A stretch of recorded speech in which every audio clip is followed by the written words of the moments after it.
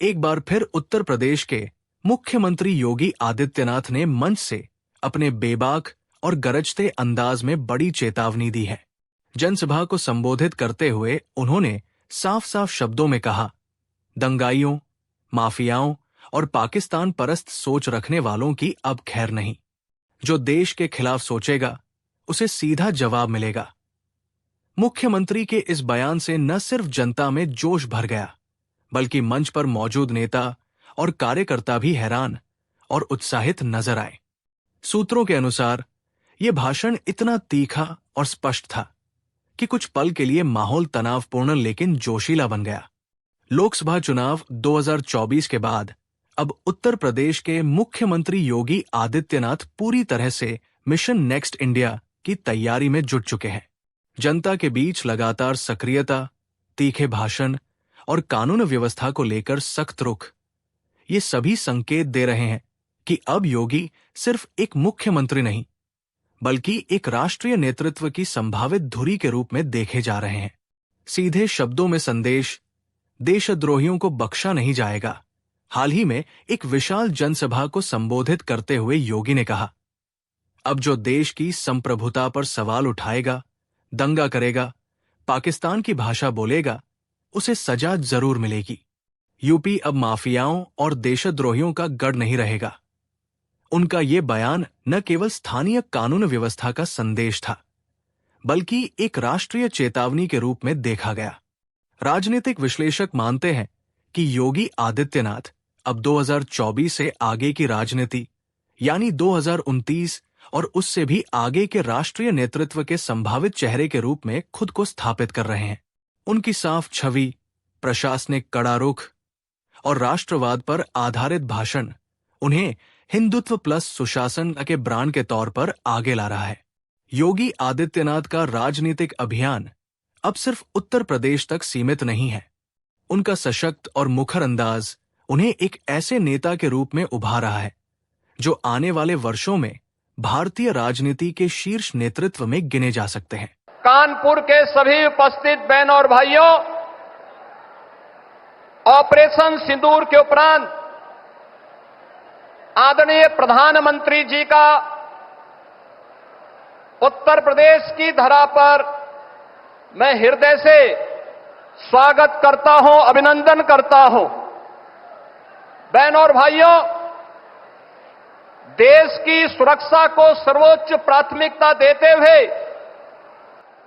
देश के दुश्मनों को वे जिस भाषा में समझें, उसी भाषा में पहले सर्जिकल स्ट्राइक के माध्यम से, फिर एरियर स्ट्राइक के माध्यम से और अब ऑपरेशन सिंदूर के माध्यम से आदरणीय प्रधानमंत्री जी के मार्गदर्शन में भारत की सेना के शौर्य और पराक्रम के कारण आज पूरी दुनिया भारत के शक्ति और सामर्थ्य को एक उदाहरण के रूप में मान रही है। बहनों और भाइयों, भारत की न्यू डिफेंस पॉलिसी, जिसके अंतर्गत दुश्मन के एयर डिफेंस सिस्टम को नष्ट करके भारत के सेना ने जिस शौर्य पराक्रम का परिचय दी करके भारत की सुरक्षा को पुख्ता इंतजाम करने का उदाहरण प्रस्तुत किया, यह प्रधानमंत्री जी के द्वारा 10 वर्ष पूर्व प्रारंभ किए गए मेड इन इंडिया की उस ताकत का भी एहसास दुनिया को कराता है जो इस बार ऑपरेशन सिंदूर के माध्यम से दुनिया ने देखा है। यह आत्मनिर्भर भारत की सफलता का भी एक बेहतरीन उदाहरण है। आदरणीय प्रधानमंत्री जी का एक कथन कि ऑपरेशन सिंदूर न्याय का एक अटूट संकल्प है, यह हर भारतीय के दिल की भावना और देश के दृढ़ निश्चय को भी दर्शाता है। आदरणीय प्रधानमंत्री जी, आपके यशस्वी मार्गदर्शन और नेतृत्व पर हर भारतवासी गौरव की अनुभूति करता है। आपने सुरक्षा से लेकर के समृद्धि का जो मार्ग पिछले 11 वर्षों में देश के अंदर प्रशस्त किया है, आज उसकी एक झलक इस कानपुर में एक साथ 47,600 करोड़ रुपए की इन परियोजनाओं के लोकार्पण और शिलान्यास के अवसर पर भी हम सबको देखने को मिल रहा है।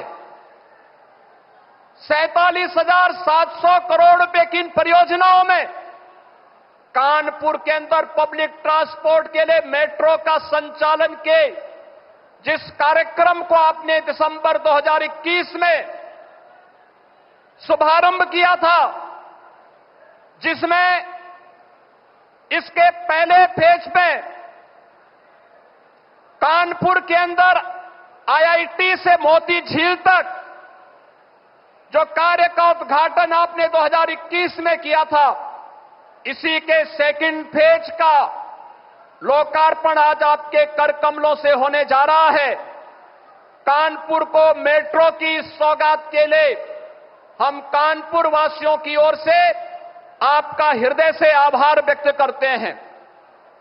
आज उत्तर प्रदेश की ऊर्जा उत्पादन एक नए उदाहरण को प्रस्तुत करते हुए दिखाई दे रहा है। आज एक साथ आदरणीय प्रधानमंत्री जी के द्वारा कानपुर के पनकी में, कानपुर के घाटमपुर में, एटा के जवाहरपुर में, सोनभद्र के ओबरा में और बुलंदशहर के खुर्जा में ये 5 पावर प्लांट का, थर्मल पावर प्लांट का भी आज लोक उद्घाटन का कार्यक्रम संपन्न होने जा रहा है। ये सभी नए भारत के, नए उत्तर प्रदेश की उस तस्वीर को प्रस्तुत करता है जो आदरणीय प्रधानमंत्री जी के विकसित भारत की परिकल्पना को साकार करने में एक महत्वपूर्ण भूमिका का निर्वहन करेगा। ये वही उत्तर प्रदेश है जिस उत्तर प्रदेश में 2017 के पहले मात्र 15,000 मेगावाट की विद्युत उत्पादन हो पाती थी। आज उस उत्तर प्रदेश में आपके मार्गदर्शन और नेतृत्व में पिछले 8 वर्ष में अब हम लोगों की ये क्षमता लगभग 25,000 मेगावाट तक पहुंची है और इस वर्ष के अंत तक लगभग 4,000 मेगावाट की अतिरिक्त थर्मल पावर की क्षमता उत्तर प्रदेश पावर कॉर्पोरेशन और भी विकसित करने जा रहा है। इसके साथ ही उत्तर प्रदेश के अंदर सब स्टेशन के निर्माण के लिए जो गांव अभी तक अनाच्छादित थे, जहां तक कभी बिजली नहीं पहुंची थी, 1,21,000 से अधिक मजरों तक विद्युतीकरण का कार्य और 1,78,00,000 गरीब परिवारों को फ्री में विद्युत के कनेक्शन उपलब्ध करवाने में भी इस दौरान सफलता प्राप्त हुई है। महोदय, आपने पीएम सूर्य घर मुफ्त बिजली की जिस महत्वपूर्ण स्कीम को आगे बढ़ाया है, इस स्कीम के अंतर्गत अब तक उत्तर प्रदेश में 1,31,000 घरों को रूफटॉप सोलर से बिजली की मुफ्त सुविधा उपलब्ध करवाने के एक बड़े अभिनव कार्यक्रम के साथ जोड़ा गया है। महोदय, इसके साथ ही उत्तर प्रदेश का जो लक्ष्य है 11 लाख से अधिक परिवारों को पीएम सूर्य घर मुफ्त बिजली योजना के माध्यम से, इसमें उतने आवेदन उत्तर प्रदेश के पास अभी से आ चुके हैं और इस योजना के प्रति आम जन के आकर्षण को यह योजना अपने आप में आकर्षित करती हुई दिखाई दे रही है। इन सभी योजनाओं के प्रति आपके प्रति आभार व्यक्त करते हुए आज आपके द्वारा 47,600 करोड़ रुपए की जिन ऊर्जा, पब्लिक ट्रांसपोर्ट, जल प्रबंधन और कनेक्टिविटी के साथ साथ जीवन के प्रत्येक क्षेत्र से जुड़ी हुई तमाम परियोजनाओं के लिए आज कानपुर के माध्यम से उत्तर प्रदेश को विकसित भारत के ग्रोथ इंजन के रूप में विकसित करने की दिशा में किए जाने वाले कदम की ओर बढ़ाने के लिए आपके द्वारा ये सौगातें दी जा रही हैं।